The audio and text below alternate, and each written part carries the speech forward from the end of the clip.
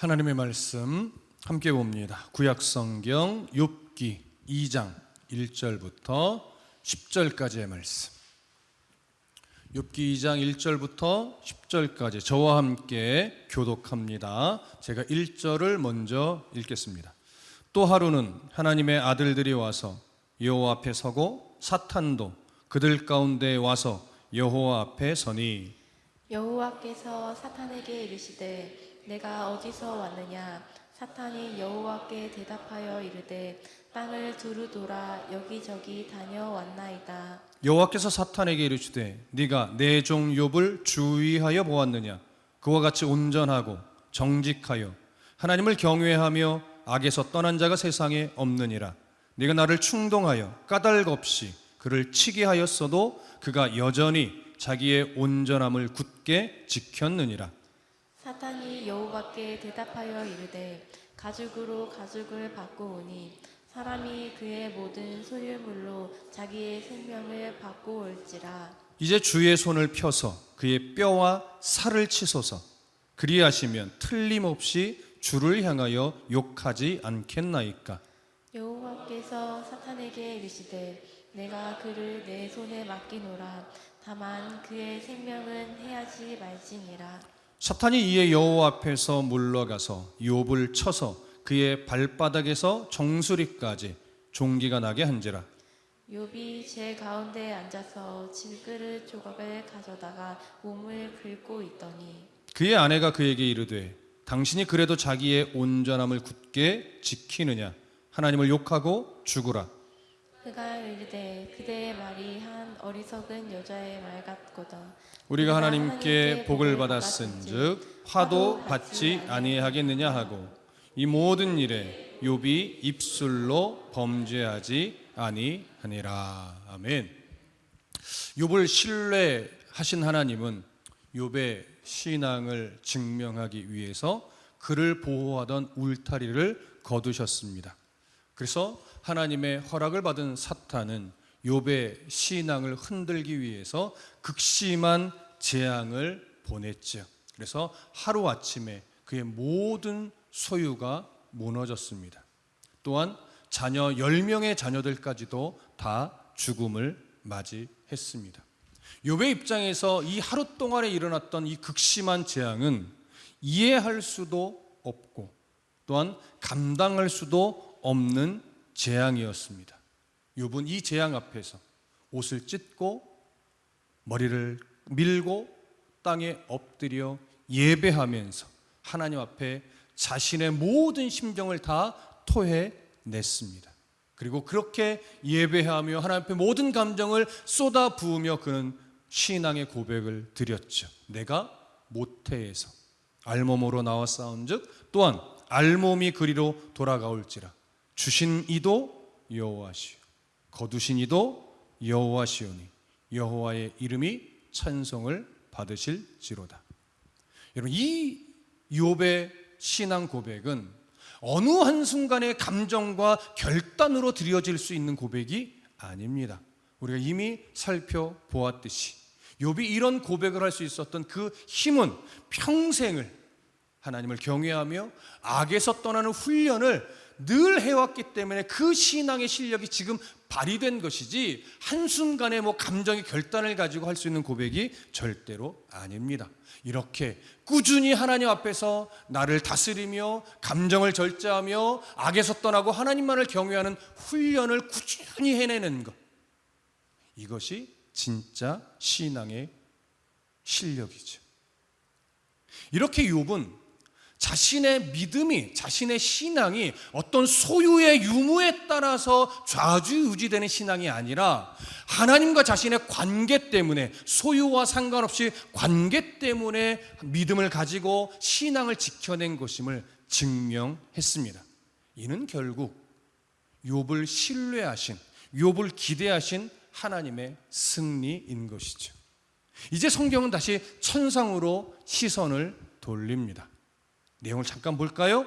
1절부터 3절까지 우리 다시 한번 읽겠습니다. 1절부터 3절. 자, 시작. 또 하루는 하나님의 아들들이 와서 여호와 앞에 서고 사탄도 그들 가운데에 와서 여호와 앞에 서니 여호와께서 사탄에게 이르시되 네가 어디서 왔느냐?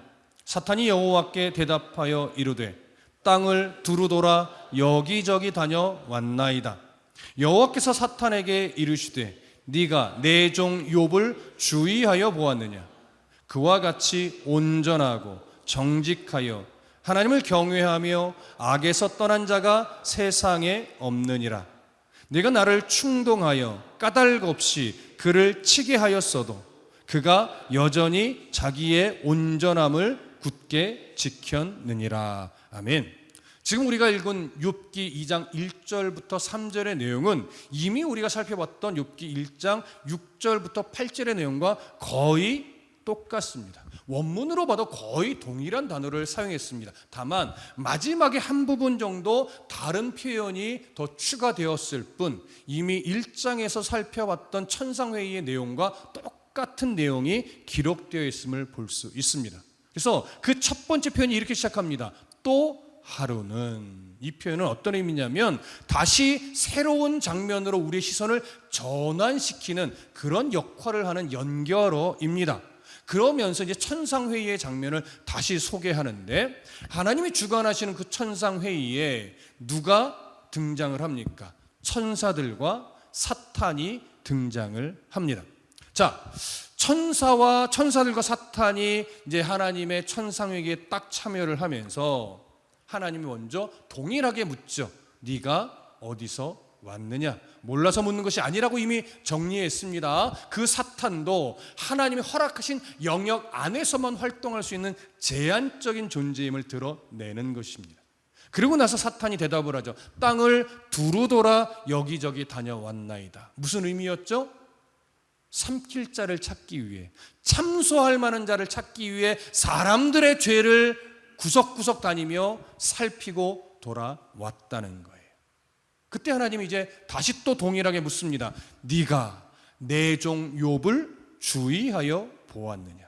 그와 같이 온전하고 정직하여 하나님을 경외하며 악에서 떠난 자가 세상에 없느니라. 네가 나를 충동하여 까닭 없이 그를 치게 하였어도 그가 여전히 자기의 온전함을 굳게 지켰느니라. 자, 이번 두 번째 천상회에서도 동일하게 사탄이 먼저 욥을 참소하는 것이 아니었죠. 사탄에게 먼저 하나님이 욥에 대해서 말을 하는 거예요. 첫 번째도 사탄은 욥에 대해서 참소하지 못했어요. 왜요? 그는 하나님 앞에 정말 죄를 짓지 않으며 죄에서 떠나는 삶을 살아왔었고 혹여나 죄를 지은 것 같이 여겨질 때면 반드시 번제를 통해 하나님을 회개하며 스스로를 하나님 앞에서 온전하게 세우며 살아냈기 때문입니다. 근데 이번에도 동일하게 사탄은 욥에 대해 참소하지 못하고 있습니다. 왜일까요? 첫 번째 극심한 재앙에도 불구하고 욥은 하나님을 원망하거나 욕하지 않았어요. 여전히 사탄은 욥을 향해 참소의 빌미를 찾지 못했습니다. 그러니 두 번째 이 천상회의에서도 사단이 먼저 욥에 대해 보십시오, 제가 말하지 않았습니까? 라고 하면서 죄를 지적하여 제시했을 것 같은데 사탄은 제시하지 못합니다. 이해되시죠? 그래서 하나님이 이 욥에 대해서 또 그의 신앙을 인정하면서 이렇게 말했잖아요. 네가 내 종 욥을 주의하여 보았느냐? 그와 같이 온전하고 정직하여 하나님을 경외하며 악에서 떠난 자가 세상에 없느니라. 이 표현이 벌써 몇 번째 등장하는 거예요? 세 번째 등장하는 겁니다.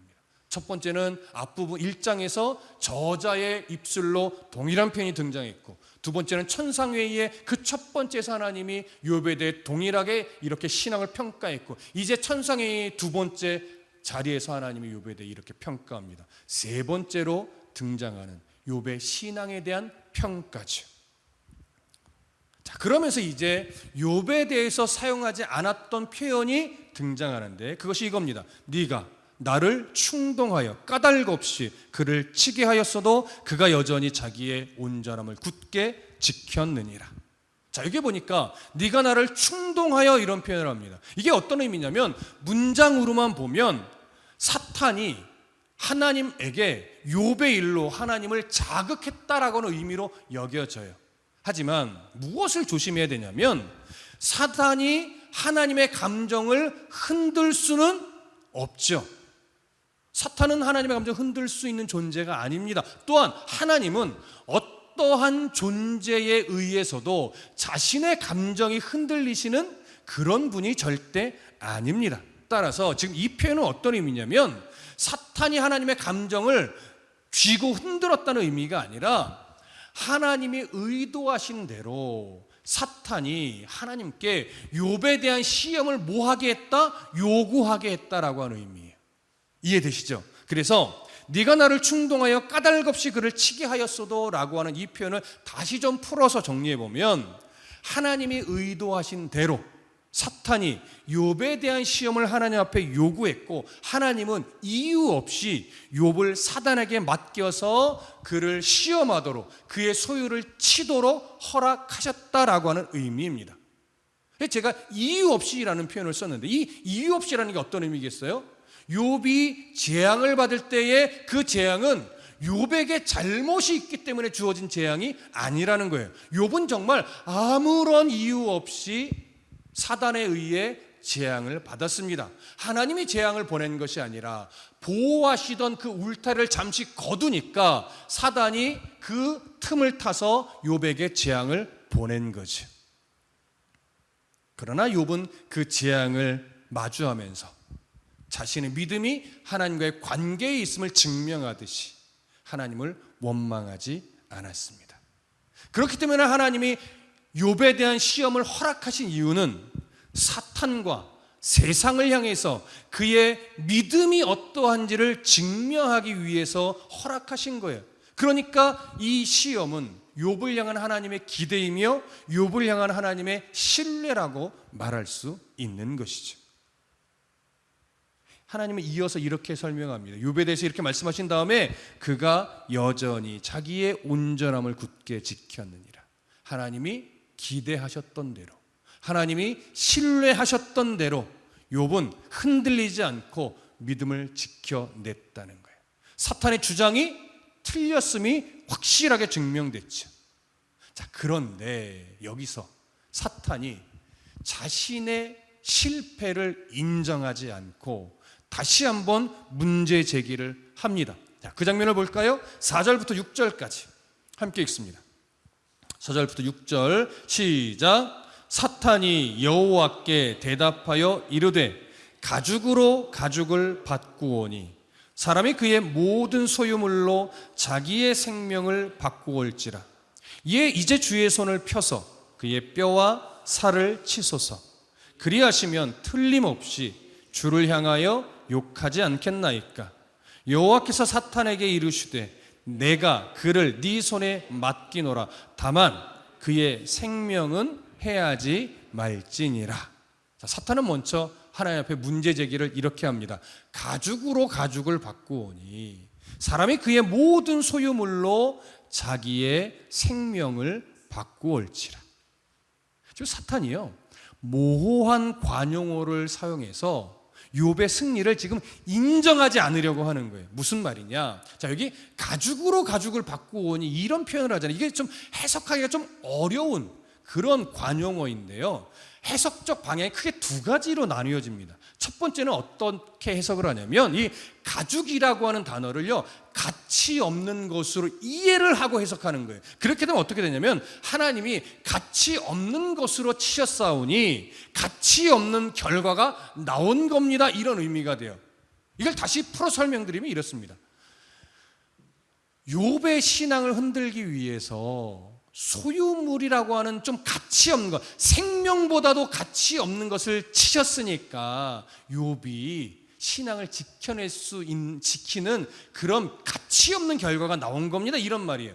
그럼 왜 이것이 가치 없다고 표현하느냐? 사탄의 입장에서는 가치 없는 거예요. 왜? 사탄의 기대대로 원망하고 막 저주를 퍼붓어야 되는데 욥이 그러지 않았거든요. 그러니까 사탄의 입장에서는 이 욥이 신앙을 지킨 건 참 가치 없는 결과입니다, 이렇게 지금 말하는 거예요. 자, 그러면 두 번째 견해는 이것을 어떻게 해석하느냐? 가죽이라는 것을요 가치 있는 것이라고 해석을 해요. 그래서 이것을 어떻게 풀어가냐면 중요한 것을 건드리고 싶으면 중요한 것을 쳐야 하지 않습니까? 이런 의미로 봐요. 그러면 어떻게 되냐면 하나님, 욥의 신앙을 판단하기 위해서 소유물을 치는 건 이건 생각해보니까 잘못된 것이었습니다. 왜냐하면 소유물은 생명과 직결되지 않지 않습니까?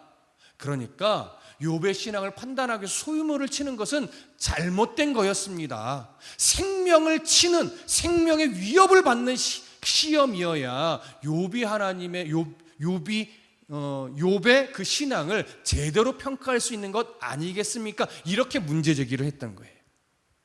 여러분 이해되시죠? 그러니까 사실 이건 사단이요 자신의 허점을 드러낸 거예요. 자기 판단으로 욥의 소유물을 친 건데 그게 안 먹히니까 다시 한번 이제는 생명의 위협을 가하는 이 시험을 보내보자고 다시 한번 제기를 한 거죠. 이해되시죠? 그래서 사단이 이렇게 말하는 겁니다. 이제 주의 손을 펴서 그의 뼈와 살을 치소서. 그리하면 틀림없이 주를 향하여 욕하지 않겠나이까. 소유물은 다시 일해서 얻으면 되고 자녀는 다시 낳으면 되니 이제 육체를 쳐야 이 욥에 대한 판단이 제대로 될 것 같습니다. 이렇게 두 번째 문제 제기를 했더니 하나님이 사탄에게요, 그래? 알았어, 허락해 줄게. 이렇게 된 거예요. 그래서 내가 그를 네 손에 맡기노라. 다만 그의 생명은 해하지 말지니라. 이러면서 욥의 육체를 공격하는 것을 하나님이 허락하셨어요. 이것 또한 욥을 향한 하나님의 기대이며 신뢰이죠. 하나님은 믿고 있는 거예요. 육체를 공격해도, 생명의 위협을 가하는 육체를 공격해도 욥은 끝까지 그 신앙을 지켜낼 것이라고 하는 기대이죠. 하지만 한 가지 단서를 붙였어요. 그게 뭐죠? 생명은 건드릴 수 없다. 죽음의 위협을 느끼는 질병은 줄 수 있으나 네가 함부로 욥의 생명을 거둘 수는 없다는 거예요. 여러분 여기서 부수적으로 우리가 한 가지 확실하게 더 아셔야 될 것이 뭐냐면 생명의 주권자는 누구다? 하나님이다. 하나님의 손에 있는 것이기 때문에 하나님이 허락하지 않으면 그 누구도 죽을 수 없다는 거예요. 여러분 이게 생명의 주권자가 하나님이라는 사실임을 꼭 기억하시기 바랍니다. 자, 이제 드디어 사탄이 욥의 육체를 공격합니다.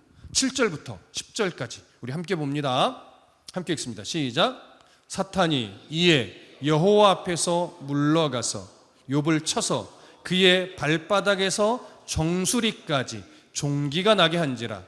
욥이 재 가운데 앉아서 질그릇 조각을 가져다가 몸을 긁고 있더니 그의 아내가 그에게 이르되 당신이 그래도 자기의 온전함을 굳게 지키느냐? 하나님을 욕하고 죽으라. 그에게 이르되 그대의 말이 한 어리석은 여자의 말 같도다. 우리가 하나님께 복을 받았은즉 화도 받지 아니하겠느냐 하고 이 모든 일에 욥이 입술로 범죄하지 아니하니라. 자, 이제 하나님이 욥을 지켜내던 보호의 울타리를 또 한 번 거두시자 사탄이 욥의 육체를 공격합니다. 여러분 잘 생각해 보십시오. 현재 욥은요, 이유도 모른 채 모든 소유를 잃었습니다. 그리고 10명의 자녀를 다 잃어버리고 정말 하루하루 힘겹게 삶을 버텨내고 있는 중이에요. 죽을 수 없으니까 정말 하나님 앞에 울며 정말 절절한 가슴을 안고 하루하루 그냥 버텨내고 있거든요. 근데 갑자기 온몸에 머리 정수리 끝에서부터 발끝까지 종기가 생겨났어요. 자, 여기서 우리가 한 가지 좀 생각해 봅시다. 육체를 고통스럽게 생명의 위협을 느낄 만한 질병은요, 정말 많아요. 정말 많아요. 그런데 왜 하필 사탄은 종기를 선택한 걸까요? 여러분 종기라고 하는 것은 보편적으로 문둥병에 가까워요. 문둥병일 수도 있고 문둥병이 아닐 수도 있지만 거의 문둥병 수준의 피부병인데 이건 극한의 고통이긴 해요. 왜 사탄이 굳이 종기를 선택한 걸까요? 이유가 있습니다.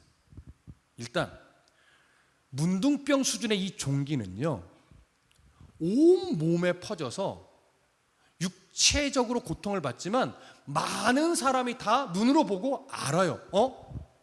종기에 걸렸네? 다 감출 수가 없어요. 그리고 또 하나, 이 문둥병 수준의 종기는요, 단순한 피부병이 아니라 하나님으로부터 심판을 받은, 하나님으로부터 저주를 받은 병이라고 여겨지던 시대였어요. 그러니까 잘 보세요. 욥이요, 모든 소유를 잃은 극심한 재앙을 받은 걸 세상 사람들이 다 알아요. 주변의 모든 사람들이 다 안단 말이죠.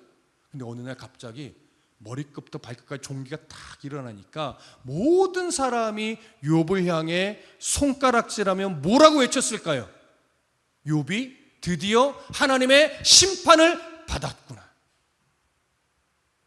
그렇다면 그들의 마음속에는 이런 생각이 들겠죠. 도대체 무슨 죄를 저지른 거예요? 얼마나 심각한 죄를 우리도 모르게 지었을까? 그러니 이런 말도 안 되는 재앙과 이렇게 온몸에 종기가 일어나는 심판을 받은 거지, 무슨 죄를 저질렀을까? 이런 따가운 시선과 손가락질이 그에게 갈 수밖에 없습니다. 그러니 욥은요, 보세요. 첫 번째, 온몸의 종기로 인해서 극심한 육체적 고통을 겪습니다. 두 번째, 사람들의 따가운 시선과 손가락질과 하나님의 저주를 받은 자라고 하는 조롱을 감당해야만 합니다. 세 번째, 하나님을 향해서 도대체 내게 왜 이런 재앙을 허락하시는 것이지? 왜 나를 이렇게 저주하시는 것이지? 내가 도대체 무슨 잘못을 저질렀길래 하나님이 이런 심판을 내리신 것이지? 라고 하는 이중 삼중의 고통이요, 그의 가슴을 후벼 파는 거예요. 이걸 견딜 수 있을까요, 욥이? 사단이 기대하는 건 그거예요. 이 이중 삼중의 고통을 욥에게 집어넣음으로 결국 하나님을 원망하도록 하려고, 결국 하나님을 욕하게 하려고 사단이 종기라고 하는 것을 선택하여 그의 육체를 치게 한 겁니다. 이 이중 삼중의 고통을 끌어안고 욥은 자기의 이 육체의 가려움을 해결이 안 돼서 질그릇으로 피가 철철철 흐름에도 불구하고 구석구석을 질그릇의 날카로운 부분으로 긁고 있어요. 근데 여러분, 어디서 긁고 있을까요? 자기 집에서? 아니에요. 하나님 앞에 저주를 받았다고 여겨지는 이 질병은요, 공동체 안에 못 있어요. 격리시켜요. 진 밖으로 나가서 외진 곳에서 외로이 홀로 격리되어 자기의 피부를 긁고 있는 거예요. 이러면 얼마나 가슴이 미어질까요? 육체의 고통으로 피가 철철 흐르는데도 피부를 긁고 있지만 그 가슴은요, 도대체 하나님이 무슨 뜻인지 알 수 없어서, 나를 왜 이렇게 심판하시는지 알 수 없어 피 흐르는 피보다도 더 가슴 아픈 이 고통을 감내하고 있는 거예요. 이런 욥의 마음을 아셔야 돼요. 욥이 얼마나 지금 이중 삼중으로 비참함에 놓여 있는지, 이런 그 마음을 우리가 느끼실 수 있어야 돼요. 그런데 그 와중에 욥 앞에 누가 등장을 할까요? 그의 아내가 등장을 합니다. 아내가 진 밖에서 외로이 질그릇으로 피부를 긁으며 그 고통을 참고 있는 욥에게 와서 한마디를 딱 해요. 뭐라고요? 당신이 그래도 자기의 온전함을 굳게 지키느냐? 하나님을 욕하고 죽으라. 어떤 감정이었을까요? 욥의 아내가 이렇게 말하는 것은. 장로교 신학의 교리적 기준을 잡았던 칼빈은 이렇게 욥의 아내에 대해서 평가합니다. 사탄의 도구였다. 아우구스티누스라는 그 유명한 사람은 이렇게 말했습니다. 마귀의 협조자였다. 그러나 우리가 한 가지 정말 잘 생각해 봐야 될 것이 있습니다. 욥의 소유가 한순간에 다 무너지고 10명의 자녀들이 한날에 다 죽었을 때 욥은 이루 말할 수 없는 고통에 빠져 있었죠. 욥의 아내는 고통이 없었을까요? 마음에 참담함이 없었을까요? 아니요. 제가 볼 때는 욥보다도 더 극심한 고통과 참담함에 빠져서 절망의 늪에 있었을 거예요. 욥만큼이나. 아니요. 모성애를 생각한다면 오히려 욥보다도 더 극심한 슬픔, 아픔, 이 시간을 보내고 있었을 거예요. 다만 지금 현재 다른 것은 욥은 육체적 질병까지 왔지만 욥의 안에는 육체적 질병은 없었다는 것 외에 아무런 차이가 없습니다. 그러니 잘 보세요. 욥의 아내만큼 욥의 고통을 잘 알고 있는 사람이 있을까요? 다시 물어볼까요? 욥은 하나님을 믿지 않았을까요? 당연히 욥과 함께 하나님을 섬기던 여인이지요. 욥은요, 자신의 죄에 대해서만 늘 긴장하며 철저하게 악에서 떠나기 위해 노력한 것이 아니라, 자신뿐 아니라 우리가 1장에서도 봤죠. 자녀들이 잔치를 벌이고 나면 혹시나 실수로라도 하나님의 이름을 욕되게 했을까봐 자녀의 명수대로 번제를 드리며 늘 속죄를 했단 말이에요. 아내를 위해서는 안 했을까요? 당연히 하죠. 욥이 하나님을 사랑했던 것만큼요, 욥의 아내도 하나님을 사랑하던 여인이에요. 그러니 욥이 지금 이해할 수 없는 고통에 놓여 있을 때요, 욥의 아내만큼은 알아요. 남편이 어떻게 살았는지. 이 상황에서 욥이 어떤 마음의 고통을 겪고 있을지 욥의 아내만큼 아는 사람은 없단 말이죠. 세상 사람은 알 수 없죠. 왜? 일상의 영역을 같이 살아낸 사람이 아니니까. 근데 욥은요, 욥의 아내는 욥의 일거수일투족을 다 알고 있단 말이에요. 그 심적 고통을 누구보다도 잘 아는 것이 욥의 아내죠. 그런데 그 와중에 온몸에 종기가 남으로 인해서 육체적 고통뿐만 아니라 세상 사람들에게 하나님의 저주를 받은 자라고 낙인까지 찍혀버렸으니, 이 상황을 욥의 아내가 당신 정말 무슨 죄를 지은 거 아니야? 이렇게 생각했을까요? 아니요. 욥의 아내는 도대체 하나님이 무슨 뜻일까? 하나님이 이런 재앙을 허락하신 하나님이 이해가 안 되는 거예요. 욥의 아내 입장에서는. 하루를 사는 것 자체가 고통스러웠던 욥인데 이제 육체적 질병까지 얻어서 세상 사람들의 손가락질까지 받게 된 이 상황이 욥도 납득이 안 되지만 욥의 아내도 더 납득이 안 되는 거예요. 오히려 하나님이 원망스러웠을 거예요. 자기 남편을 이 지경까지 몰아가시는 하나님이 오히려 원망스러웠을 겁니다. 그럼 보세요. 이런 욥을 바라보는 욥의 아내의 심정이 어땠을까요? 저렇게 세상 사람들의 조롱을 받으며 고통 중에 하루하루를 견디느니 차라리 죽는 게 낫겠다. 여러분, 이 생각이 드는 게 이상할까요? 저는 너무나 자연스럽게 여겨집니다. 그러니까 그 당시로 가면 욥의 아내는요, 저렇게 고통스럽게 신앙을 지키는 것보다는 차라리 하나님 앞에 원망하며 나를 좀 죽여주세요라고 하나님께 부르짖고 하나님의 죽는 것이 차라리 하나님의 은혜이겠다. 욥의 아내는요, 이렇게 생각했을 거예요. 그렇기 때문에 욥의 아내를요, 단순하게 이 말도 안 되는 극심한 상황에서 남편을 저주했던 부정한 여인으로 보는 것은요, 지금 이 상황과 욥의 아내의 이 절절한 마음을 너무나 외면한 판단이라고 여겨집니다. 차라리 남편이 죽는 것이 평안하겠다라고 여기는 것이 오히려 더 자연스럽죠. 자, 왜 또 이렇게 말하냐면 우리가 욥의 아내를 향한 오해 한 가지를 정리하면 이제 더 확실하게 이해가 되실 겁니다. 종종 욥의 아내를 향해서 이런 오해를 가지고 계신 분들이 있어요. 욥의 아내가요, 지금 욥을 이렇게 저주하고 나서 욥을 떠나버렸다, 이렇게 말씀하시는 분이 종종 있거든요. 근데 문제는 뭐냐면 성경 어디에도요 욥의 아내가 욥을 저주하고 욥을 떠나버렸다라고 하는 내용이 없어요. 그냥 추측이에요. 근데 문제는 뭐냐면 욥의 이 고통의 상황과 친구들과 3차례에 걸친 변론의 상황이 다 지나고 나서 마지막 42장에 가보면 하나님이 욥에게 복을 주시는데요, 이전에 주셨던 복보다 갑절의 복을 주세요. 그리고 나서 소유뿐만 아니라 다시 한번 자녀의 복을 주셔요. 아들 7, 딸 3. 그러면 이 아들 7과 딸 3은 누구와의 사이에서 생겨난 자녀일까요?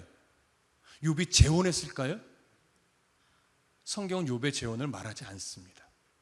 그렇다면 이 자녀의 복은 당연히 본처와의 사이에서 하나님이 허락하신 복이에요.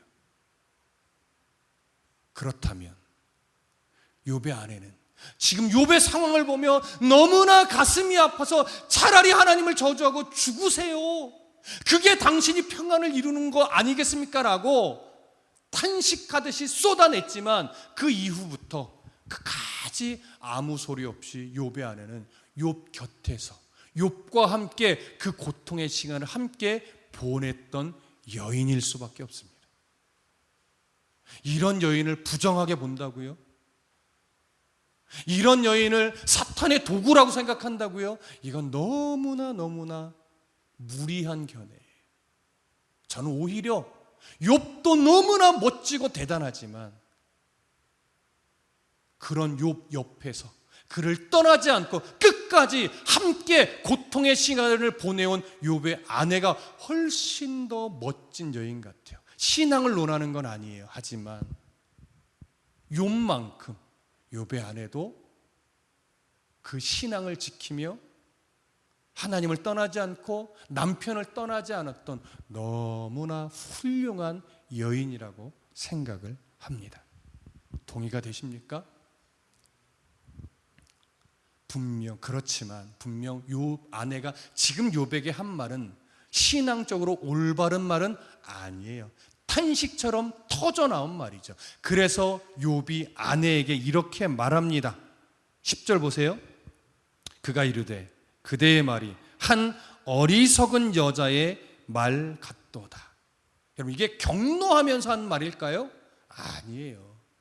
아내가 왜 이렇게 말하는지 알기 때문에 차분히 아내의 마음을 위로하듯이 하는 말이에요. 당신이 지금 너무나 격한 감정으로 나를 위해 그렇게 쏟아냈지만 그건 어리석은 말이에요 라고 하면서 또 한 번 신앙의 고백을 해요. 우리가 하나님께 복을 받았은즉 화도 받지 아니하겠느냐.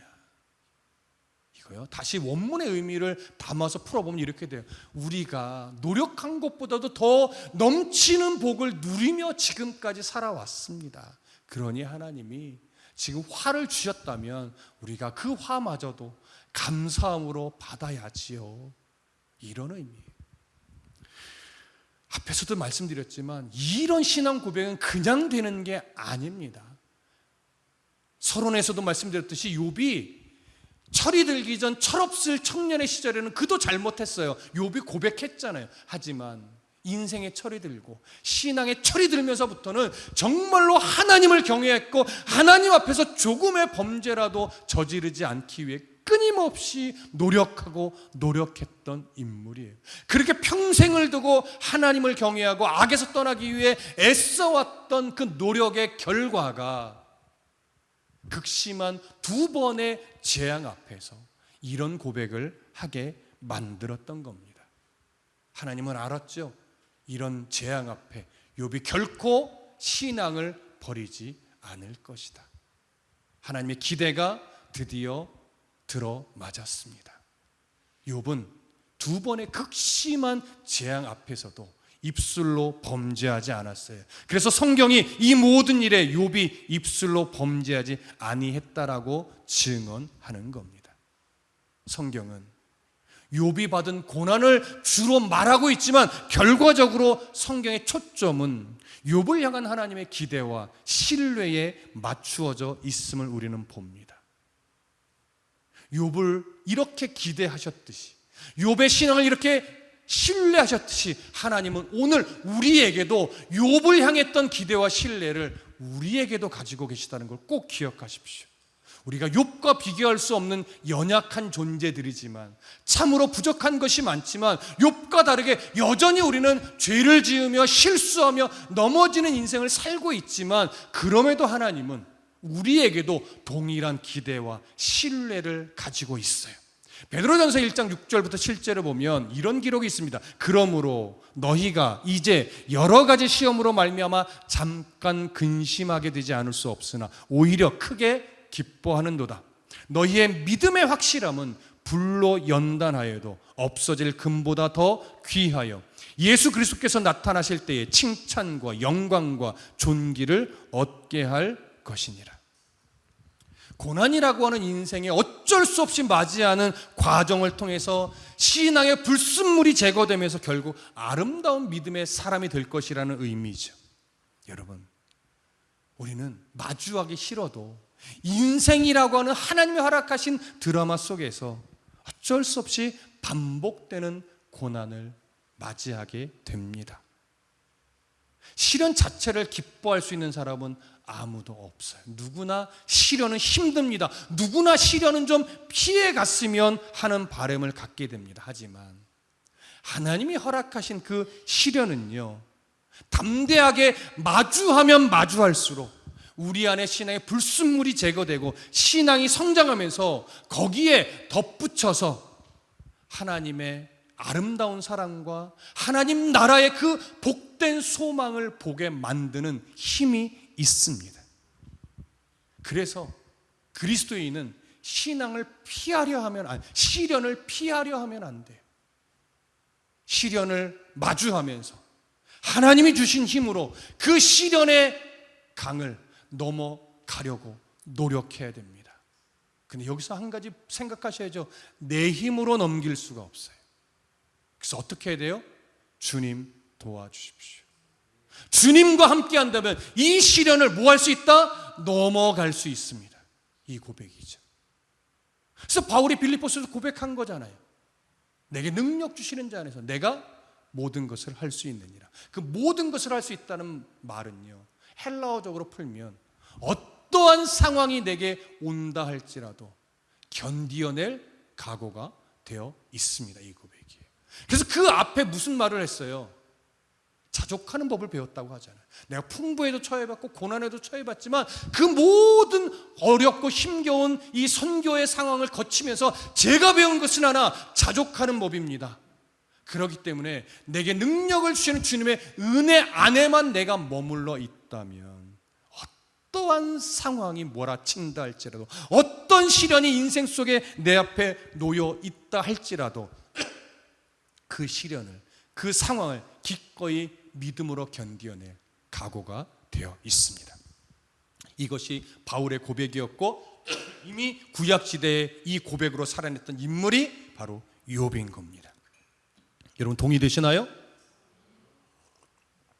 그렇다면 오늘 다시 한번 우리가 결단해야 될 것은, 하나님, 내가 아무리 인생 속의 시련을 피해달라고 기도해도 하나님은 들어주시지 않을 것을 이제 뭐합니다? 인정합니다. 이 고백을 먼저 하셔야 돼요. 여러분, 믿음이 아무리 좋아도 시련은 나를 피해가지 않습니다. 너무나 다양한 모습으로, 다양한 상황으로 시련은 옵니다. 피할 수 없다면 우리는 이 시련을 믿음으로 마주하는 법을 배우고 시련을 마주하는 힘을 길러야 합니다. 그러기 위해서 지혜가 필요하고, 그러기 위해서 믿음의 용기가 필요하고, 그러기 위해서 성령께서 나와 동행해 주셔야 됩니다. 그런 예배 없이 불가능하죠. 기도하는 삶 없이 불가능하죠. 찬양의 입술을 열며 하나님을 찬송하는 삶을 살지 않고서는 모든 시련을 이겨낼 수 없어요. 하나님이 우리에게 기대하는 것은 뭐냐면 성령을 보내주셨기 때문에, 성령께서 우리를 놓지 않으실 것을 알기 때문에 오늘 여전히 욥을 향했던 기대와 신뢰를 우리에게도 주고 계시는 거예요. 우리는 실수할지라도 하나님은 실수하지 않기 때문에, 우리는 하나님의 손을 놓을지 몰라도 하나님은 우리의 손을 놓지 않을 것을 알기 때문에 욥을 향했던 기대와 신뢰는 여전히 지금 우리들에게도 동일하게 있는 겁니다. 그러니 지지 마십시오. 속지 마십시오. 나는 능력이 없지만 나를 사랑하시는 하나님은 전능하신 분입니다. 그 하나님을 의지하여 지금도 마주하고 있고 앞으로도 마주하게 될 수많은 시련 앞에서 욥처럼 믿음으로 승리하는 저와 여러분 되기를 간절히 소망하고 축복합니다. 기도하겠습니다.